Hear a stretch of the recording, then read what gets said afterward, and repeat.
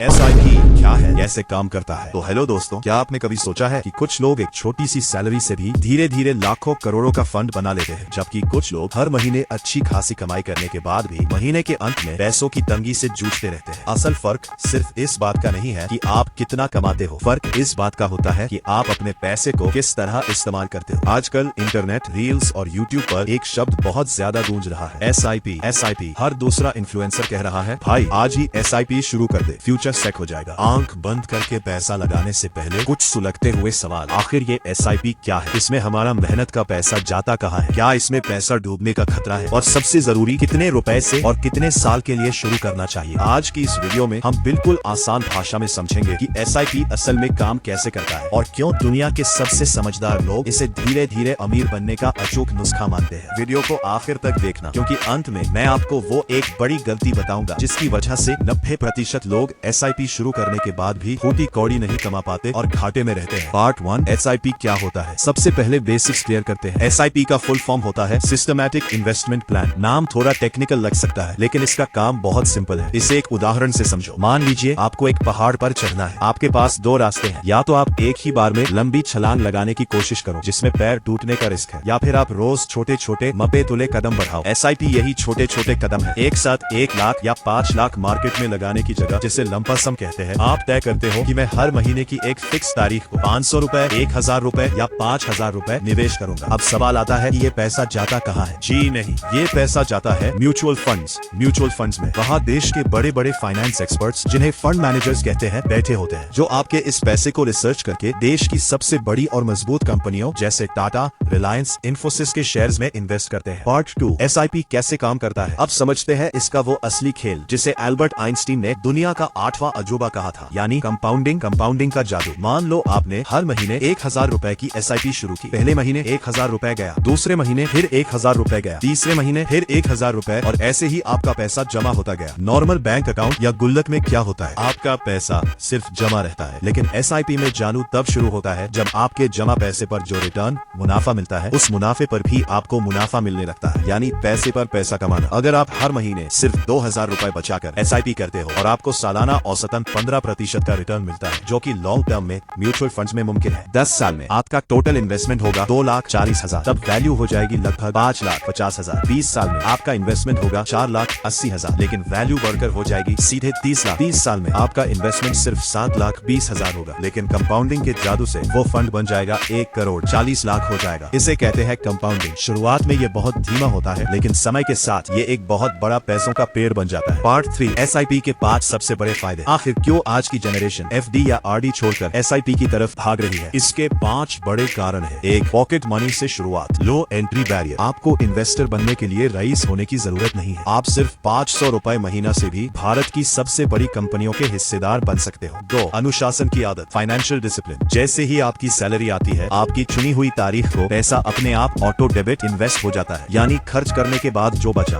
वो सेविंग नहीं, बल्कि सेविंग करने के बाद जो बचा उसे खर्च करना है। 3, मार्केट की टेंशन खत्म, रुपी कॉस्ट एवरेजिंग। बहुत से लोग डरते हैं कि शेयर मार्केट नीचे गिर गया तो क्या होगा। SIP का सबसे बड़ा फायदा यही है, जब मार्केट ऊपर होगा आपको कम यूनिट्स मिलेंगी, जब मार्केट नीचे गिरेगा, क्रैश होगा, तो उतने ही पैसे में आपको ज्यादा यूनिट्स मिलेंगी, यानी मार्केट गिरने पर आपको डिस्काउंट मिलता है। महंगाई को मात, बीटिंग इन्फ्लेशन। बैंक FD आपको 6 से 7% रिटर्न देती है, जबकि देश में महंगाई ही 6% की रफ्तार से बढ़ रही है। SIP आपको लॉन्ग टर्म में 12% से 15% तक का रिटर्न दे सकता है, जो महंगाई को आसानी से हरा देता है। सपनों को सच करना, गोल बेस्ड इन्वेस्टिंग। चाहे 5 साल बाद गाड़ी लेनी हो, 10 साल बाद घर का डाउन पेमेंट करना हो, या 25 साल बाद एक आलीशान रिटायरमेंट चाहिए हो, आप हर एक सपने के लिए एक अलग SIP सेट कर सकते हो। पार्ट 4, SIP के नुकसान और कड़वा सच। लेकिन दोस्तों, YouTube पर सिर्फ फायदे दिखाकर व्यूज बटोरना मेरा काम नहीं है। सिक्के का दूसरा पहलू देखना भी उतना ही जरूरी है। SIP के कुछ रिस्क और नुकसान भी है जो आपको कोई नहीं बताता। कोई गारंटीड रिटर्न नहीं है। ये कोई सरकारी स्कीम या बैंक FD नहीं है जहाँ फिक्स लिखकर मिलेगा कि इतना पैसा मिलेगा ही मिलेगा। क्योंकि ये मार्केट से जुड़ा है, इसलिए शॉर्ट टर्म में ये ऊपर नीचे होता रहेगा। शॉर्ट टर्म का गेम नहीं है। अगर आप ये सोच कर आ रहे हो कि 6 महीने या 1 साल में पैसा डबल करके iPhone ले लूंगा, तो भाई हाथ जोड़कर विनती है, SIP में मत आना। ये टेस्ट मैच है, T20 नहीं। गलत फंड का चुनाव। अगर आपने बिना रिसर्च किए या सिर्फ पिछले 1 साल का रिटर्न देखकर किसी बहुत ज्यादा रिस्की जैसे स्मॉल कैप फंड में सारा पैसा डाल दिया, तो मार्केट गिरते गिरेगा या ना 7% का गर्भ पानी होगा, ही आपका पोर्टफोलियो लाल हो जाएगा। पार्ट 5, सबसे बड़ा सवाल, SIP कब शुरू करें? इसका